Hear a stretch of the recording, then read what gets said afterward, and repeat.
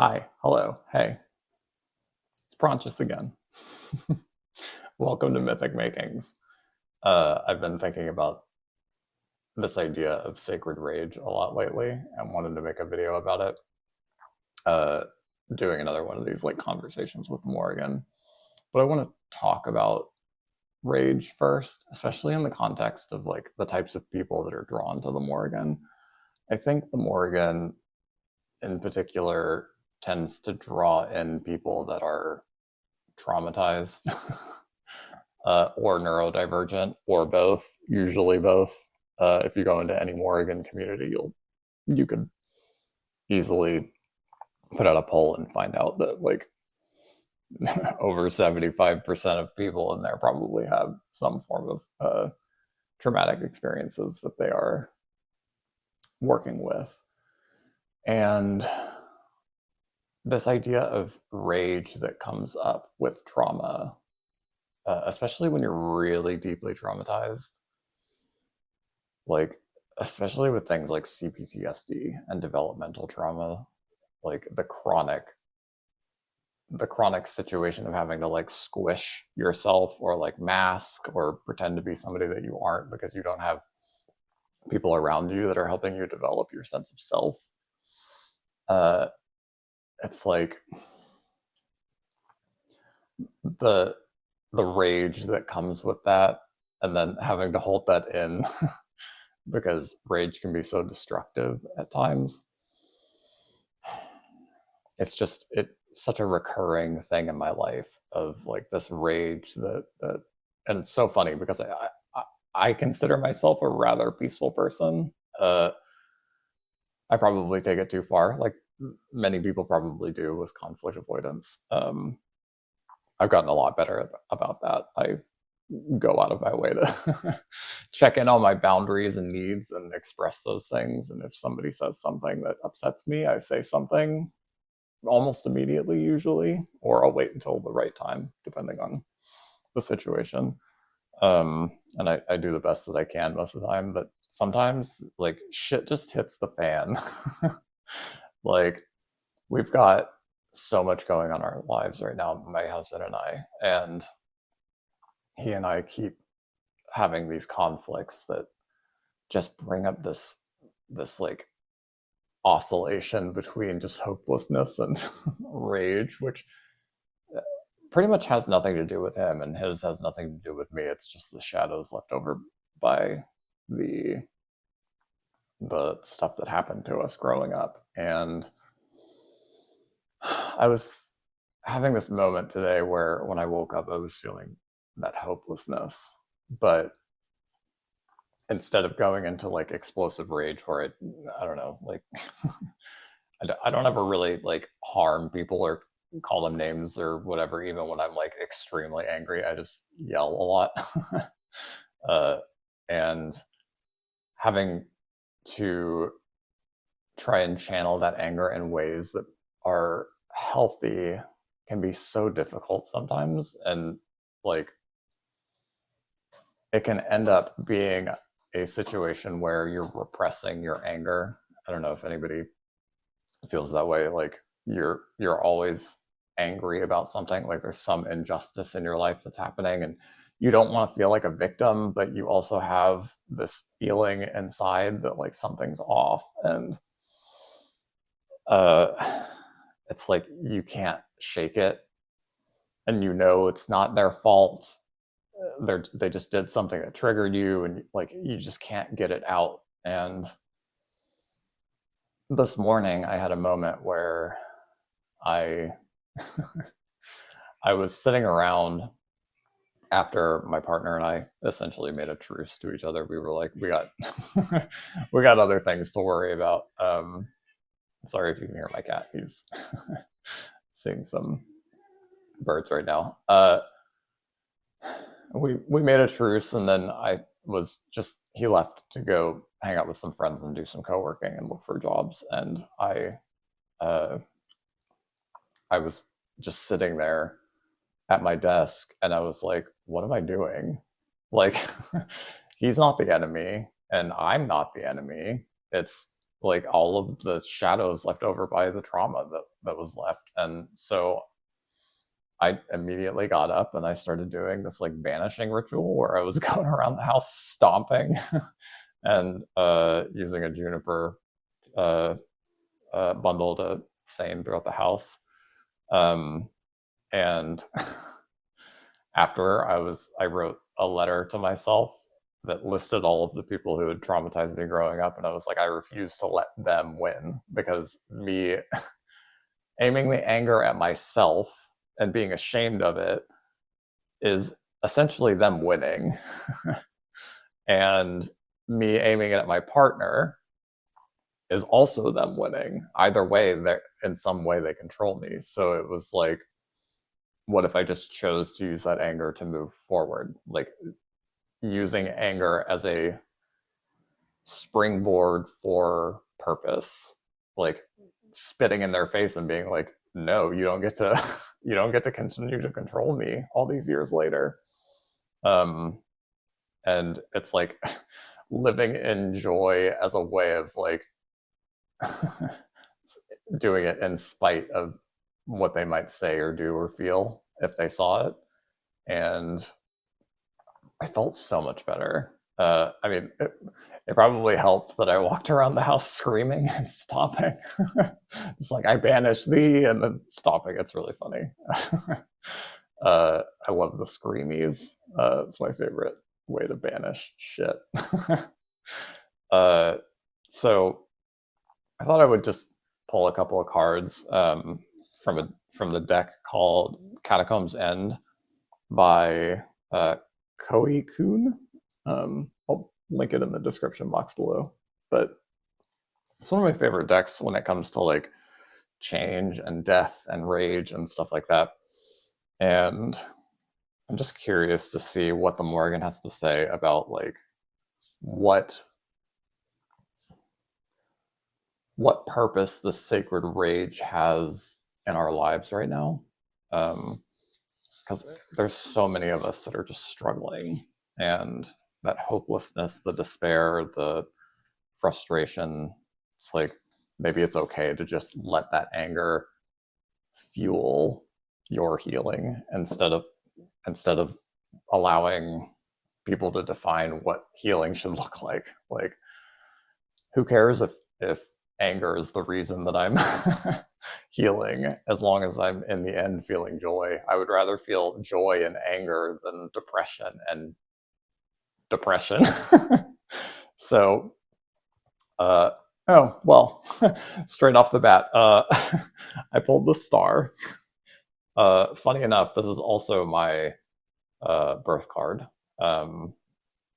And this the first thing that really stands out to me in this card is just like the star being her head, and these wings around it. It's just this like illumination of like this hero's light. If you've ever heard of the hero's light, it's spoken about in the mythology of this like beam of light that emits from a warrior's head when they're in a battle rage, and it comes in the form of like a crow. So Bive is often referenced in relation to that, and this illumination, I think, sometimes just eludes us. And like I also just noticed there's another star hiding down here, just like floating in these pots below, and it reminds me a lot of the duality between like allowing your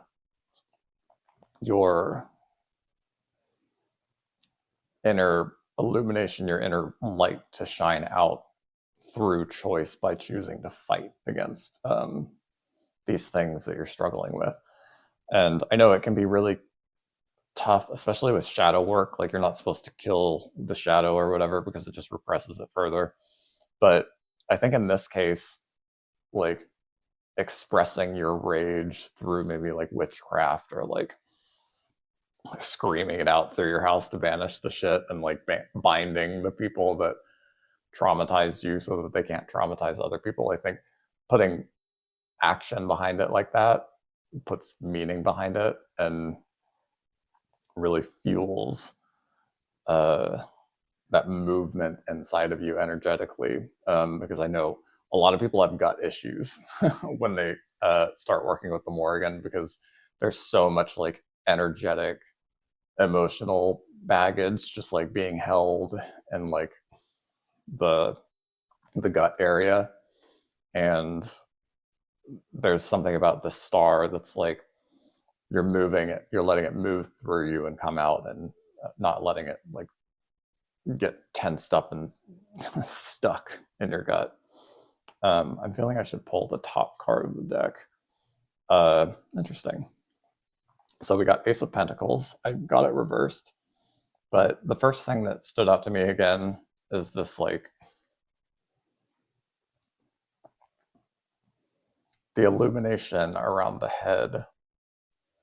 And it reminds me of the head cults of the Celtic world, where they believed that the soul was seated in the head, which, surprise, surprise, that seems to be pretty consistent everywhere, especially with like the brain being there.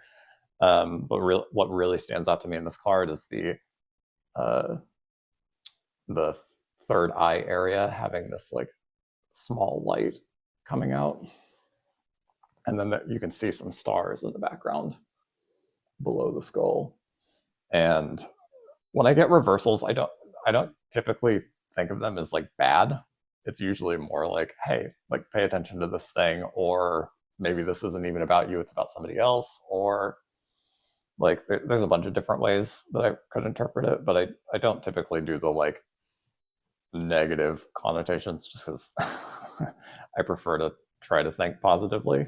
But when thinking about the Ace of Pentacles reversed, it's bringing attention to this like the work that you have to put in order to evoke that rage and channel it in the ways that are going to be helpful for you. Because it's surprisingly a skill. It can very easily fester inside of you if you don't take action on it. So you really have to listen inward on what the anger is trying to say and whatever your spirit is trying to tell you, and go and take action on it in some capacity. Am I pulling from the top or the bottom? Neither. It's this one. Okay. Okay. So we got the King of Swords. Also another cool card. The King of Swords in this case reminds me a lot of like the very first thing I noticed was the grimoire. The King of Swords is very much like, oh, and he's headless in a really interesting way. So, and I got him upright. So in this case, it reminds me a lot of like the ways in which we protect ourselves and learning to do it in a way that is mature and thoughtful. And in order to do that, we really have to put in the work to understand it and research it and then take action on it. Like the knowledge is not going to be helpful if you don't know what to do with it and if you don't take action on it. So there's this idea of like, well, it's not even an idea, it's actually proven. Like emotions will store in the body if they're not expressed, and trauma is a big one that gets stored in the body. So the rage will often come up around situations that are triggering. So you'll really want to like figure out some way whenever you're feeling triggered to step away and then express that anger. Like mine is pretty destructive. Like it internally, I'm like talking a lot of smack and saying some really not nice things in my head about people, but I would never ever say them out loud because it's just like I know I'm also just like off the rails inside my head. But you have to let it out. You can't just you can't just keep it in, because if you keep it in, eventually it'll come out whether you want it to or not. Or it'll be turned at yourself, and you'll start to aim that anger at yourself in the form of shame or whatever negative self-beliefs that might come up with that. So I think the Morrigan is saying here, like, she's essentially confirming what I've been talking about. It's very much about like the ability to raise yourself up using that fire from the rage in a way that's healthy and will serve you in the end, because you're kind of the only one who can do it. No one's going to do it for you. You have to choose to channel that rage in a way that is healthy for you. And that can be such a process. Like, you just kind of have to experiment how to move that energy through you in ways that are going to help you heal and what's the word? Offload it so that you're not carrying it inside your body in a really somatic way. So I think I'm going to end it here. I think that seems to cover what I wanted to discuss, and it seems like the Morrigan is pretty concise in agreeing, at least from what I can tell. So thanks for stopping by. I hope your I hope your journey with rage is a healthy and rageful one. Bye.